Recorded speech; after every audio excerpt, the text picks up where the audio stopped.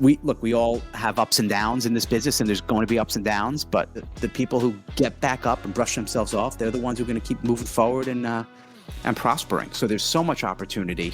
Just find your corner, go micro, and rock this.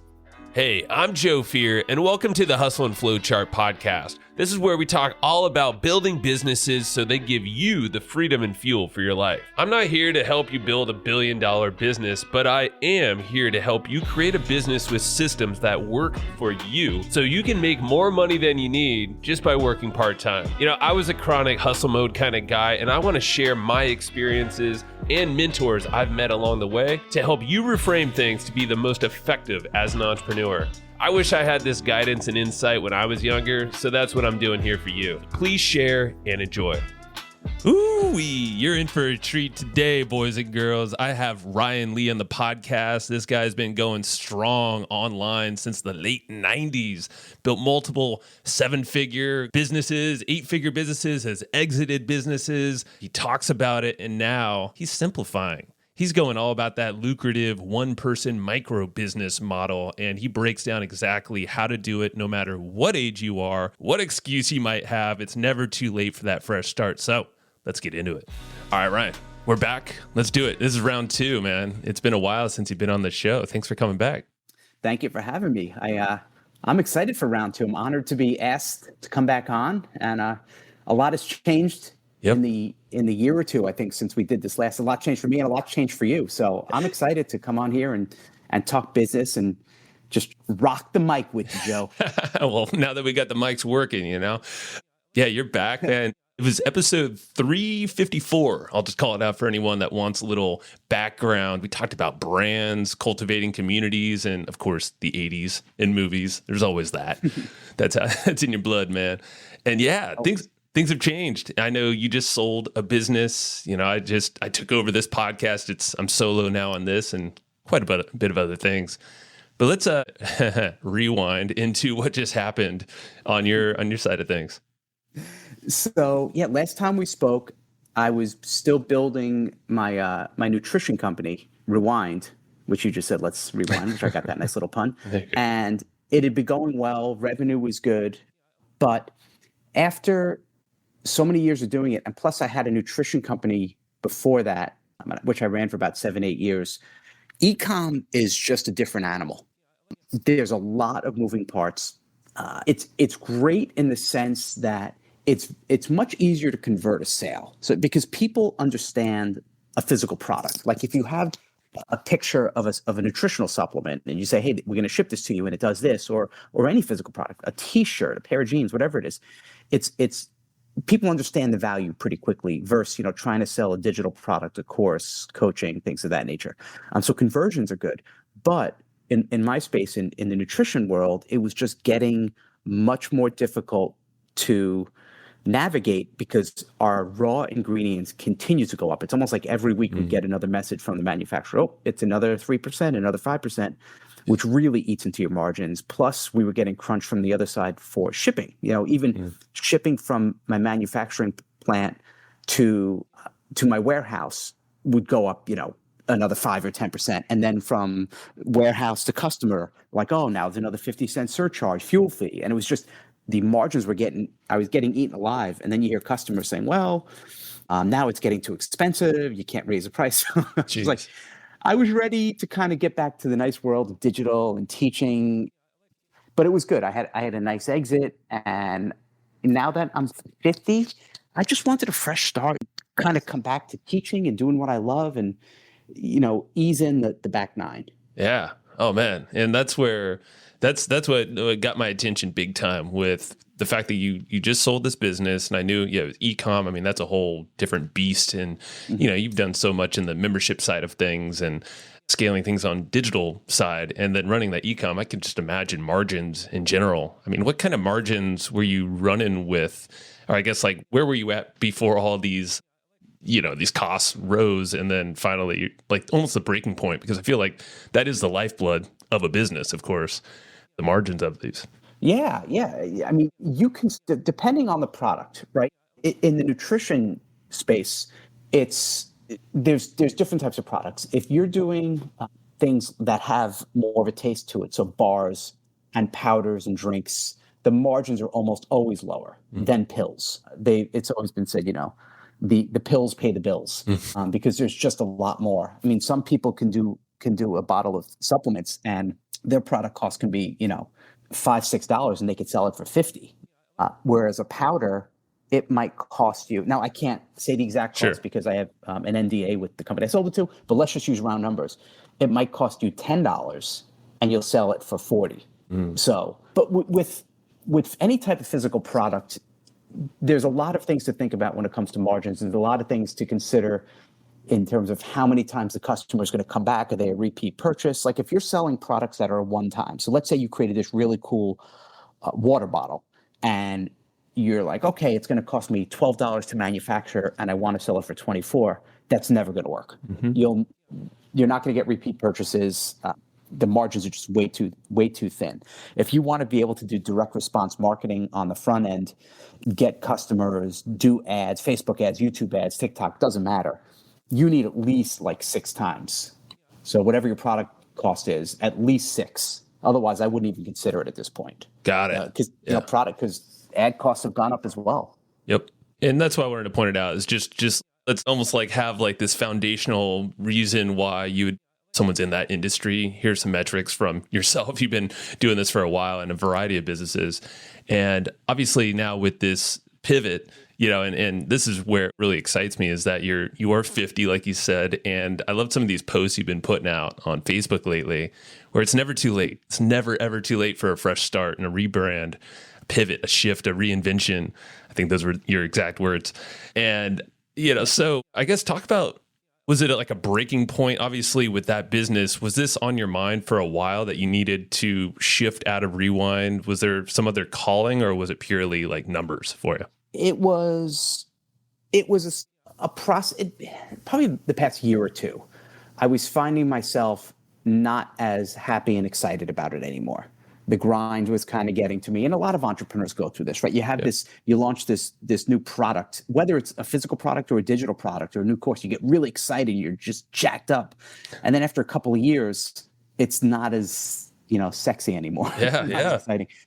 So it was kind of that. It was definitely the feeling of my kids getting older. And what really affected me was a year and a half ago, my oldest daughter, so I have 4 kids.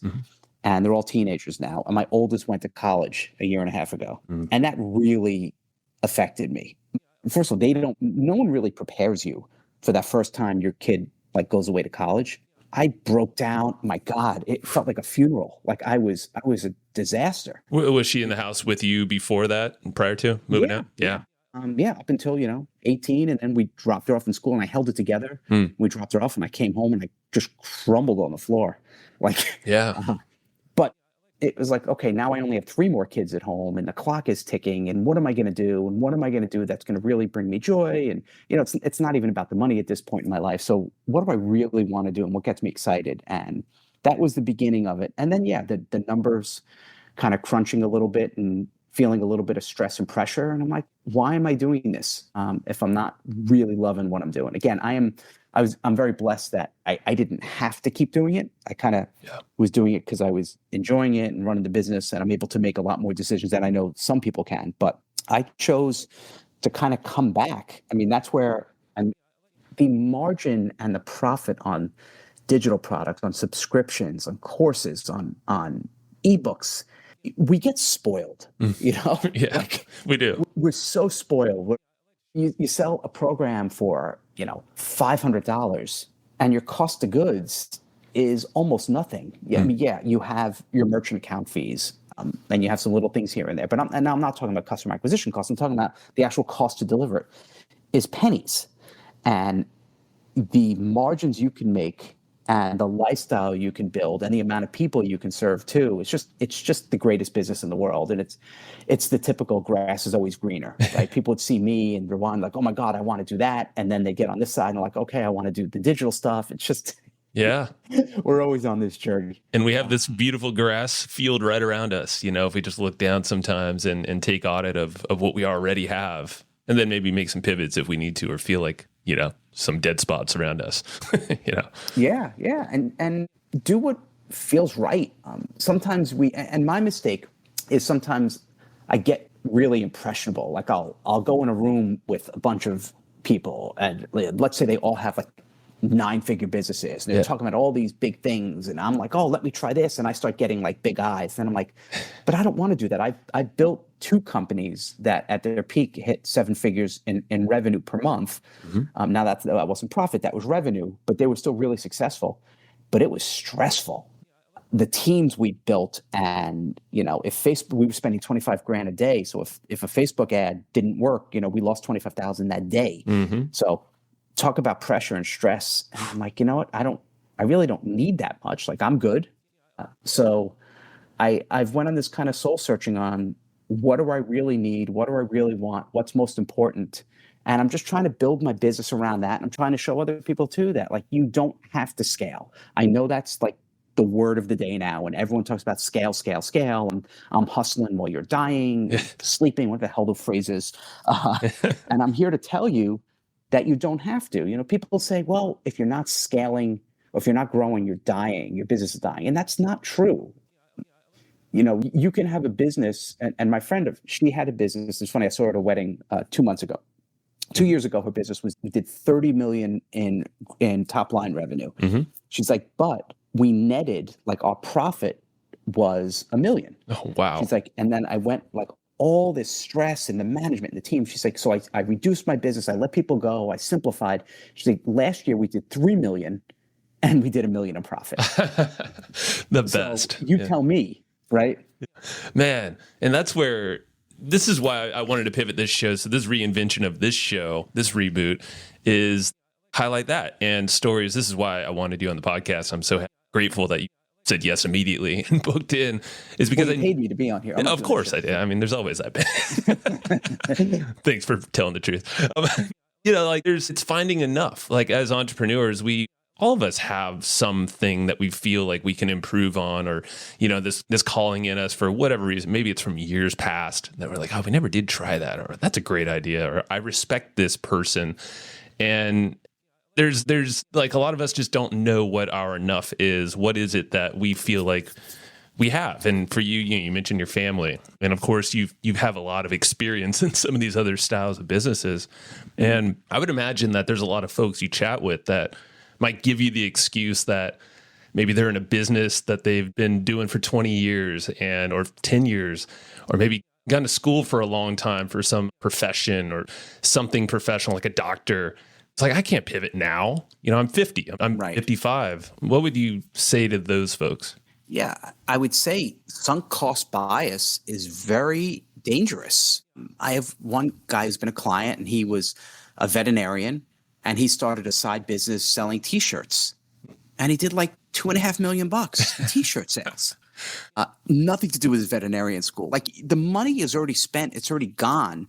You don't have to do something just because you did it in the past. And we get really stuck on that. Joe, I can give you hundreds of examples of people I've talked with that have built things and just won't let it go. I'll just give you one quick story. A guy, this was years ago. He was a PhD in psychology, and he said, okay, Ryan, I want to sell these videos. And he sent me a couple of video samples, and I'm looking at it. And I said, who's that in the video? How old is this? Because the guy I'm talking to was probably 60, bald, gray, just like an older guy. The guy in the video looked like Bob Ross. Like, he had like big black curly hair, a full thick beard. Yeah. It looked like it was done in like the late 80s. I said, who is that? He said, that's me. I said, but that was like 25 years ago. He said, yeah, but I want to sell these videos because I already spent, $10,000 to get them produced 20 years ago. I said, well, how much of this information is still relevant? He's like, well, maybe like 20%. I said, so the video's outdated, the content's outdated, it doesn't look like you, but you want to sell it because you spent the money 20 years ago? He's like, I already spent the money, I want to sell it, I want to make my money back. You can tell where this conversation went. But that's just an example of people who are just so stuck in the past.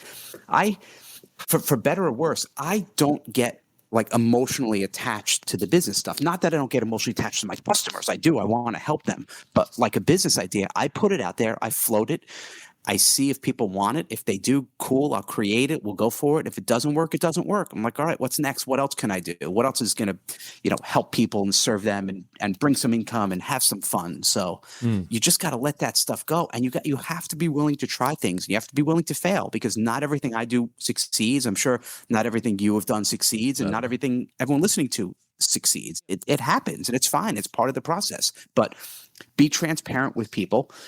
They'll support you. They know you're going to take wins and losses. And it's crazy because it might seem counterintuitive. When you do have a loss and it's public, people will get behind you as long as you're being open and honest about it, and you're not lying. So everyone acts like their thing is the greatest launch in history, when just say, look, I tried, it didn't work. How else can I help you? What else can I do? Give me some ideas, just get people involved in the process. Love that. See that more and more with folks building in the open or reinventing in the open and sharing that on social, whatever aspect they are choosing to share. But it's really cool. And I've done a little bit of that, planning to do that even more so as this show builds out, and kind of talk about these different phases of my reboot. And I think that's healthy. It shows a little bit more. For one, we're getting feedback along the way, as long as we're, maybe consuming the right kind of feedback. Yeah, it depends on who you're asking, where you're sharing.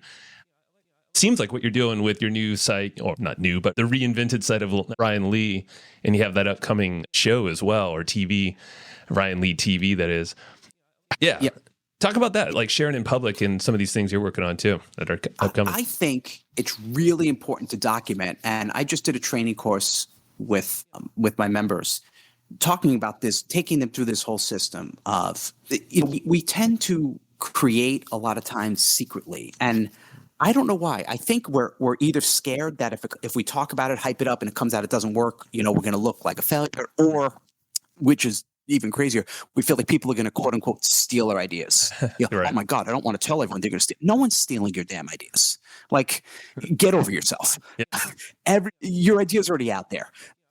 But if you get out there and you just put it with the perspective of, hey, it's me, it's Joe, this is what I'm excited about, this is what I'm trying, what do you think? I can't wait to share it with you. Oh, it's Joe, hey, here's a second day, look what I just created. Yep. Just getting people involved in the process. And even if you don't have a big email list or a big following on your business social media, just do it on your personal page, because you don't know who your friends and family know. Like, you might be building something in the real estate investing niche, and maybe you're like, well, my friends and family don't do that. But one of your friends might say, you know what, I actually know this really big real estate investor in Alabama, and I just forwarded your thing to him or her, and all of a sudden, like, you're in business. So you just don't know.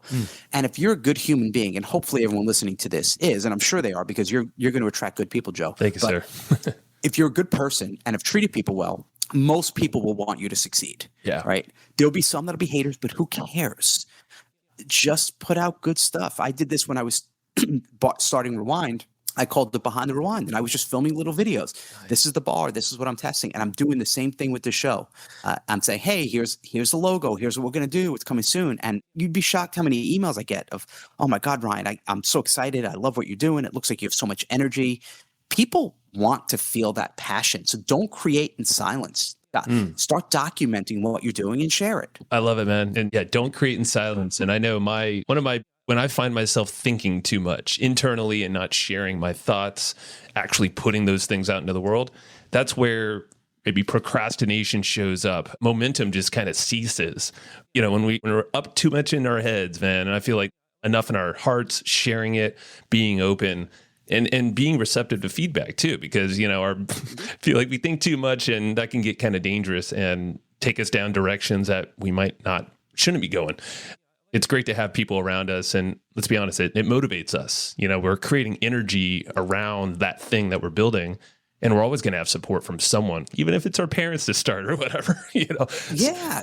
There's a lot of people pulling for you. And when you put something out in public, it kind of forces you to do it. Yeah. Right? Exactly. Like, you announce it, you're like, all right, now I'm kind of being held accountable by family and friends, and you go for it. Yep. And people are just nervous, they're scared, and I get it, and I empathize with that. But I look at it like, what do you have to lose, really? Like, depending on your age, so I'm 50, look, 50 years from now, I'm sure I'm not going to be around. Hopefully I am, but there's a really good chance I won't. And, on your deathbed, are you really going to say, man, I put that logo out there, or I I did that little video and I only got 7 likes. Like, is that really going to be what you're thinking about in your deathbed? I highly doubt it. Put it out there. Like, let's try some things. We have this self-inflated, feeling of importance. Like everyone is sitting around all day waiting to hear what we have to say.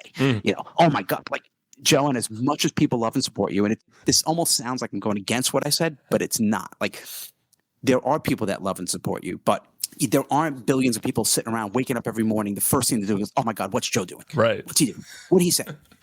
Well, he's, 6 months ago, he said he's doing this show and now it's called this. Forget it. I don't trust him. Like, everyone's kind of worried about their own thing, but get there, show up and share some stuff and kind of get in their head a little bit, not get in their head, like you're playing Michael Jordan games, but like, just be visible, get people excited, know that it's not the end of the world. And I look at it, instead of waking up saying, oh man, I got to do this and I have to work. I look up and say, I wake up, man, I get to play today. Yeah, man. And it shows. And you've always had great energy, but even more so now. Just everyone peek at Ryan's Facebook profile and just look at all the fun smiles you're putting out there and the cool things you're doing. Seriously, man, because it's, I don't know, holding on. Well, I'll just say back to what you were saying earlier, that is something I have struggled with, is like, if I don't put out a podcast episode on this exact day or post something, there's some pressure internally. And I feel like we all have whatever trigger like that, but it's kind of BS. It's like, let the grip go. It's okay. Show up. Keep showing up, of course. Yeah. But show up when it's right for you, but always, give that value and don't just do it to just do it, because that's, if it's a have to, it's going to show. Yeah, it will. And we put so much pressure on ourselves. And there's definitely, we're listening to a lot of, there's this like kind of hustle porn mentality now, and I hate calling them out, but it's like the kind of Grant Cardone, the Vaynerchuk, how to do 7,000 pieces of content a day. It's like, you just don't need that.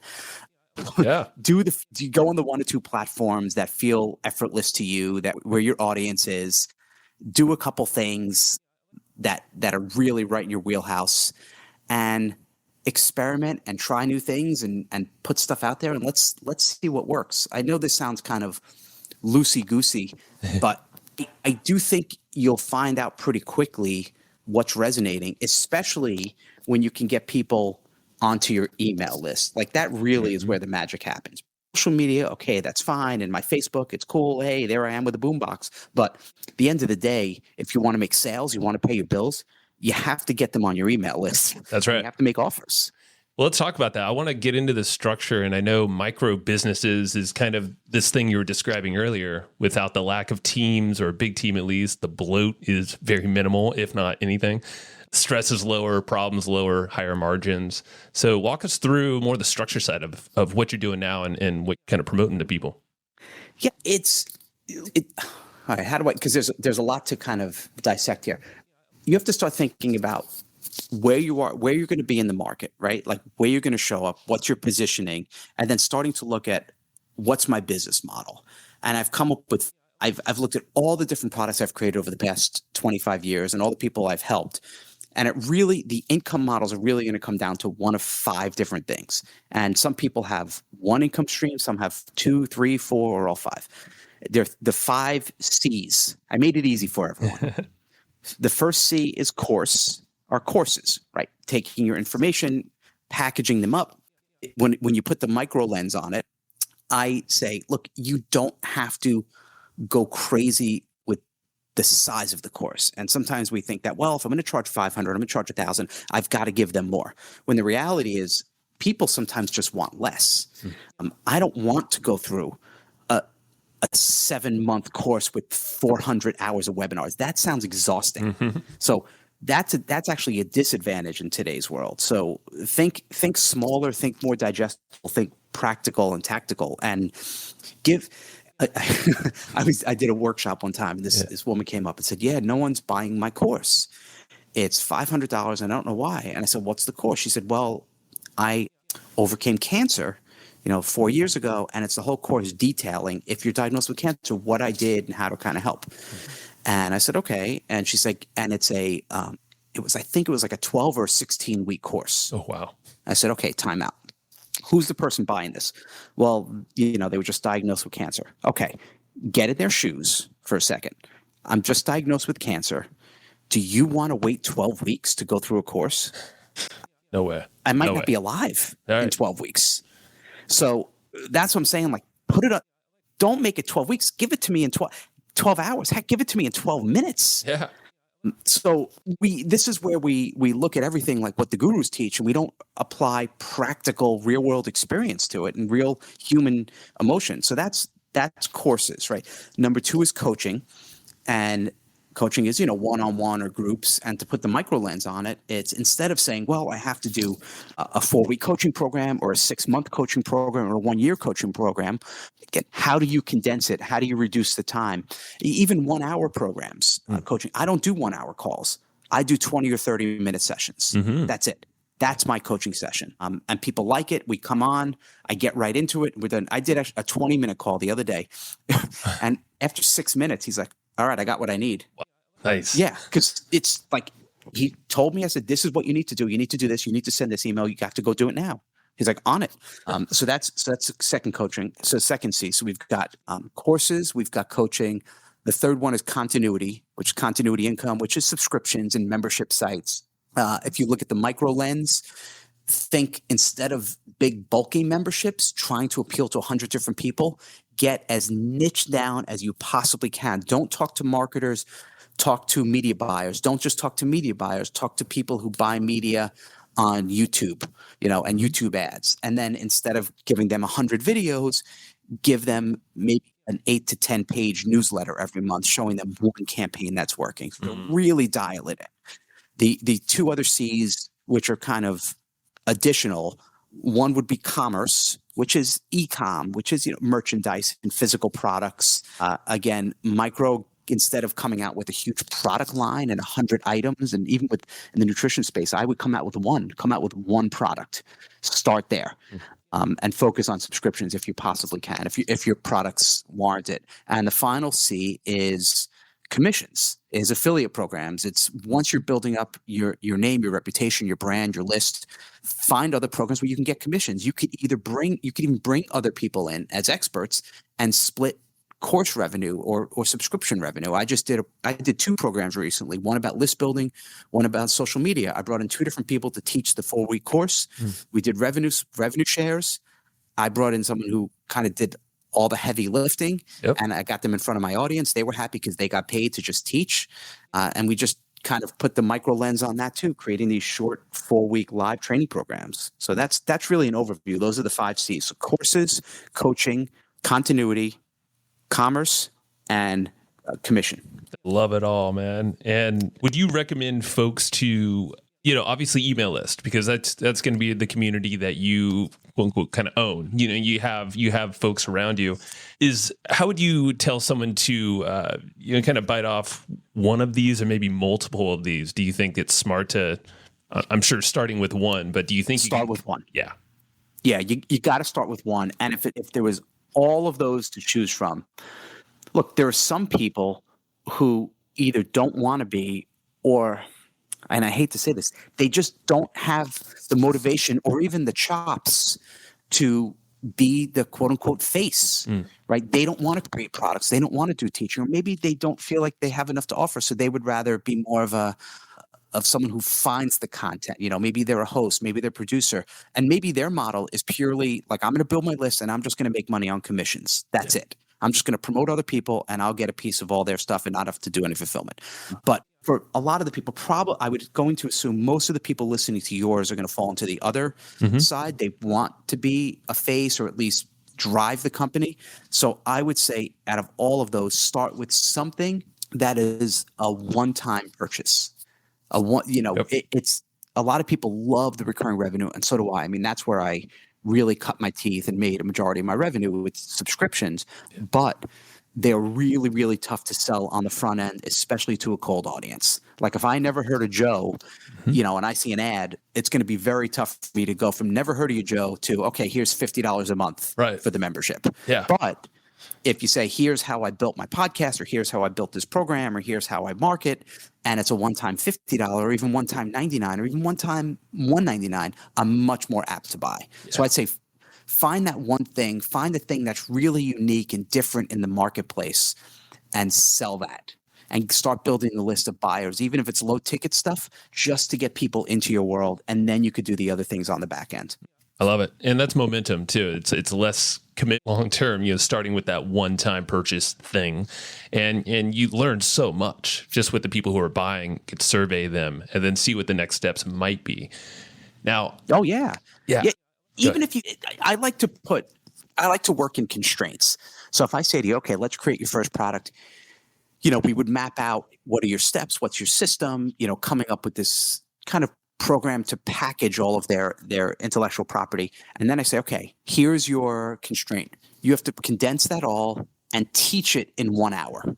And all of a sudden your brain starts to go into overdrive. Okay, well, if it's 3 steps, each step would be about 20 minutes. Well, I got an intro if it's 10 minutes, so each step is 15. And all of a sudden it feels achievable. Yep. That's it. And just create the damn thing. And let's start selling it. We overthink, we definitely overthink this stuff. And we're like, well, it's got to be a 6-month course and it's got to be all this stuff. And you're setting up funnels and you're doing 100 things. Just create a one-time thing. Sell it on PayPal. I mean, I've done a couple of courses recently where my whole sales letter is on a Google Doc and a PayPal link. Wow. And they did 6 figures. Well, there you go, man. That's the thing. And that was going to be my next kind of going into it, but you're already there, is overcomplicating it. Like us entrepreneurs, I feel like we just know how to stack and we know how to take the pressure, held this load for so long. But you're talking about, no, like constraints, I think, are the best possible thing. Constrain your time, constrain their consumption time and the commitment that they're going to have in your product. I mean, like the overcomplicating kind of just goes away if you're keeping true to your constraints, that is. Yeah, I'm sure there's other ways that can be complicated in this model. Like, I know your big thing with this model, there's not much of a team. Like, there's not really much needed there or other bloat in the business. Are there any other things that I guess other qualities of this business that would be appealing? And, for maybe someone listening that's like, man, I am overcomplicated every which way, and kind of dropping those somehow. You don't need a big team. In fact, it's funny because the first time in 20 years, so since I sold this company, I don't have any full-time employees. It's crazy. Sure, it feels great. You don't realize it. Like, even if you're paying a full-time employee, let's say they're based in the US and you're paying them, like $60,000 a year, you have to make that back. And if it's an e-com company, that means you have to generate, like $200,000 in extra revenue just to pay for that employee. Yeah. But you can do this absolutely with a few very strategic outsourced people to help. Like, if you don't want to do the video editing yourself, find someone on Fiverr to edit it $5 a video. Yeah. It's very easy to find people on a project by project basis, whether it's tech stuff, whether it's graphics. But the beauty is, and I know I'm going to sound like a cheesy marketer from 2005, but really you can do this by yourself from anywhere. I don't have my office anymore. I'm recording this right now from my basement office, right in front of my 86-inch TV and my records and my music videos playing. Like, it's just easy. And it doesn't have to be that hard. And if I want to update a sales page or create one, I just open up Google Docs, because people they're not buying for all the flash and all that stuff. They're just buying because they want their problems to be solved. And you could just do it open and honestly and stop trying to oversell everything. And stop with all the pressure. Just say, hey, I'm Jenny and I'm a fitness pro and I help people lose weight without dieting and blah, blah, blah. And look, I put together this 2-week program and it's going to show you how to eat. It's meal plans and recipes and blah, blah, blah. And I think you're going to like it. It's just X amount of dollars. Here's the link. Give it a try. And if you don't love it after the 2 weeks, I'm happy to give you a full refund. That's it. Done. Yeah, simple. And it is. It really is. And if we can constrain our brains and stop complicating crap, I mean, it's on the front of your website, and I love it. It calls out exactly what every one of us face when we start getting into things. If we don't know some prior experience or have some guidance, like we're talking about here from you, man, it's very simple to complicate everything. Doesn't need to be. Right. You can get in the weeds very quickly. Yeah. Really quickly. And that's the problem. Like, it's so easy right now to get started online. you don't even need a website. Like you can theoretically just do it with a social media account, like an Instagram, a TikTok. You could start driving people there and, send them to an order button somewhere. But because it's easy and because the barrier to entry is so low, it means so many people are doing it now.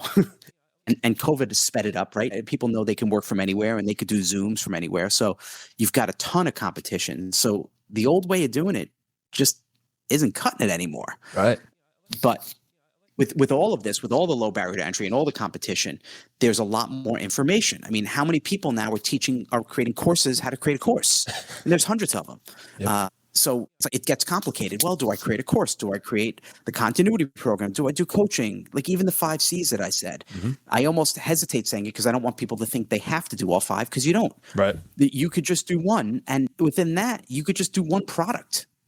That's all you need. It's usually just a single thing, and just keep on with that thing. And I think that's where I've always burned myself, is going to the next thing before I've maximized my effort on that one thing, and just keep doing the boring work. I mean, if we could stick with it as much as possible and keep focused on that and serve who is actually paying us money or joining our email list, you can't go wrong. And those people are probably not going to leave as long as you're staying true to them, giving them value along the way. Right. And when you shift or pivot, as long as you're explaining it to people and telling them why, hey, this is what I'm doing and this is why I'm changing, or this is what I'm creating, there are going to be some people that stick with you and maybe some people that drop off because whatever direction you're going in isn't for them. Yeah. And that's fine. Like, you cannot be everything for everybody, nor should you try to be everything for everybody.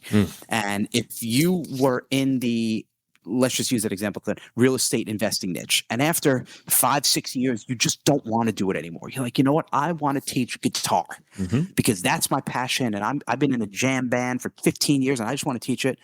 Then do it. Yeah. Then go to your list and say, you know what? It's been great. If you're interested in guitar, like, this is what I'm going to do now. Come on over. Right. I love it. And it's freedom. And I know it's one of your other brands too.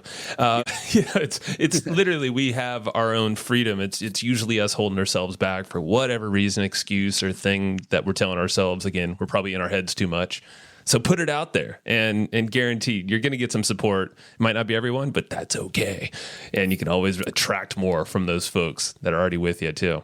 So no reason not to, man. Speak specifically to that one person. Like that's the key. Even yesterday, I was interviewed on a podcast, and the interview, and I was his first one for this new reboot of the show. And even at the end, he goes, "Did that come out okay? It didn't feel like it was great," because his questions weren't really hitting. They weren't really engaging, and I think he felt it. And I said to him, I think it's because your market is too broad, because he's trying to help people that are on quote unquote teams. Okay. And there's marketing CMOs, there's the employees, there's someone in tech, there's an agency owner. It's like a mishmash, and it's very challenging to pinpoint your marketing, your emails, everything when you're trying to hit this really big, broad target. So the more specific you get, the better. We're in the age of specialization. Even more so now. Like, you have to be a specialist. Generalists are dying. Well, and look at AI, all the tech that's coming out every single day. Yeah, that generalist stuff is going to go away pretty quick here. Well, Ryan, before we wrap up, let me know and tell everyone what's coming up for you, because you've been rebranding everything. You have this Ryan Lee TV, been creating graphics for, it looks like in Canva. I was like, hey, I know that template. All right, yeah, I've used that before. Tell us what you're doing, and then the mission behind it too, because I feel like that really rounds this whole conversation out. Well, I'm practicing what I'm preaching. Like, I've kind of come back full circle, and now I'm building businesses and teaching other people to build businesses that are just more, less hassle, more profit. Small but mighty. So I'm going to create a few new programs. I'm actually working on one flagship program that's going to take all of my 25 years of business building and condense it into one program. But basically, my concept is almost like a choose your own adventure, because it's hard to know what path to take unless you know every possibility. So I'm going to say, okay, step 1, here are the 2 marketing things. Which path do you want to go? Okay, here are the 5 C's, and then go and then explore each one. And then by the end, you're like, okay, this is my marketing channel. This is my market. This is my path. This is my monetization. And here's how it's all going to look. So and you have clarity. So I'm building that out. That's going to be fun. And I'm working on this new show. I used to do a daily podcast years ago, but it was just audio. But now I'm going to do a new one. It's short. They're going to be 10 minutes or less. And it was funny. It was going to be Ryan Lee TV. But as I was saying it out loud, and that's an important test, is to whatever product you want to create, say the name out loud. Because what might look good visually, people say it in their head or they say it out loud. And if it doesn't roll off the tongue, it's a little tougher. So right now, I think I'm going to the name. I think I'm shortening it up. I think I'm going to call it Rye TV. Rye TV? Yeah, that rolls off more for sure. Yeah, Rye TV. I like it. And we're going to do this kind of daily-ish show because I'm not putting pressure on myself. And then what we're going to do is we're going to have content behind that is going to be a membership. So if people want more, there's going to be an option for like you get more stuff. Yeah. I can't give away too many details now because I'm still fleshing it out, but it's going to be based on the Rye TV brand. Love it, man. Well, when there is something to share, I will definitely want to share with the folks listening here and with the list as well, because you're speaking the language I've been really thinking about for a long time now and finally putting into action is this whole reinvention. And, I had my own excuses. I took them and, I shared them publicly and here in the podcast and social. And man, the support's there. And I know you have the same. And it's a beautiful thing. And the fact that you're leading this for a lot of folks, I feel like now you're in your 50, you are 50. I'm about to turn 38. I mean, this is the time of our lives. I feel like one of the biggest shifts, and a lot of folks are kind of around that age range listening right now too. So again, drop the excuses. Yeah, there's big example right here. And there's so many more as well. So just create your own game, man. Play your own business, play by your rules. I think that's what you said as well. Yeah, man. Ryan, your sandbox, your rules. And I really appreciate you having me on. And I love your reinvention and you're doing what's bringing you joy. And we all have ups and downs in this business, and there's going to be ups and downs, but the people who get back up and brush themselves off, they're the ones who are going to keep moving forward and prospering. So there's so much opportunity. Just find your corner, go micro and rock this. Yeah, baby. Ow! I love it. Yeah. You're pumping me up, man. I want to go play some 80s video games now. You got me ramped up. And let's do it. All right, brother. Well, we'll do it again soon, and thanks again. Thanks, Joe. All right. That's what I got for you today. And remember, it's not all about living to work.